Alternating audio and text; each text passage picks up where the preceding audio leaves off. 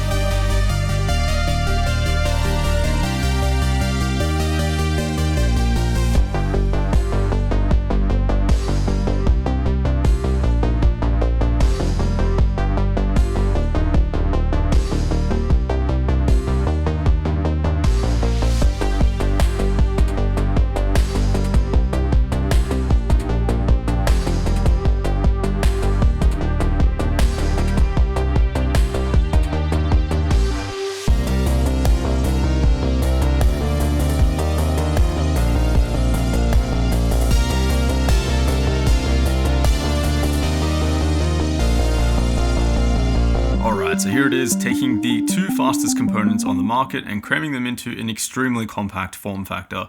I'd love to say that this motherboard and CPU swap was a walk in the park, but that would be a total lie. In fact, the amount of troubleshooting that I did for this build is simply unbelievable. I mean, I really was at my last end with this build, to the point where I was like, you know what, I don't even want to use this PC anymore.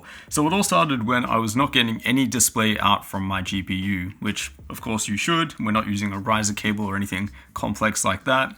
So when I wasn't getting any display from the RTX 3090, that definitely made me a little bit nervous. And at that point, you try all of the basic stuff, right? Make sure the GPU is plugged in, make sure it's properly seated. You can try different ports on the GPU, try different cables and different monitors, but still absolutely no display. So then you go to the next level. I swapped out the motherboard. I swapped to a different 12900K.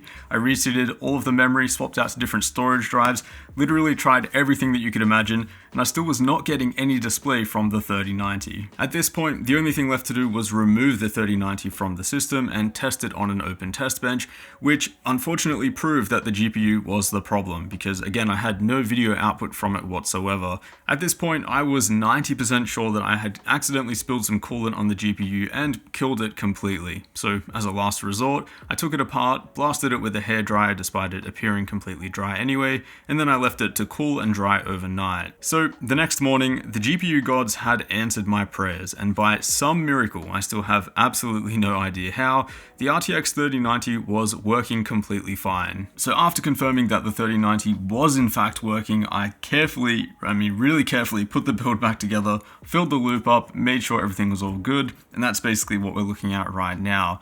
There is another point worth mentioning. Through all of that troubleshooting, I did swap out the motherboard. So the motherboard that's in there at the moment is the Aorus Ultra Z690i from Gigabyte. This motherboard actually uses DDR4 memory, so I was able to stick with the same modules that I was using before, and just by enabling XMP, I was able to get the rated 4000 MHz and timings no problem. Also, I will say that I'm pretty happy with how this board is tuning and handling the 12900K. At full load, we're getting very reasonable temperatures at full boost. Typically with these clock speeds, I've seen other boards hitting 250 watts plus, which does pump the thermals well into the 90s even with a decent cooler, but the Z690i Ultra does seem to be controlling things very well. Surely that massive Velocity 2 block from EK is helping things a bit too, as well as the two 240mm radiators, but overall just really happy to see this level of confident performance. Now as for the GPU, there's something really weird to note here. For whatever reason, running this motherboard with the PCIe slot as Gen 4, which it is by default,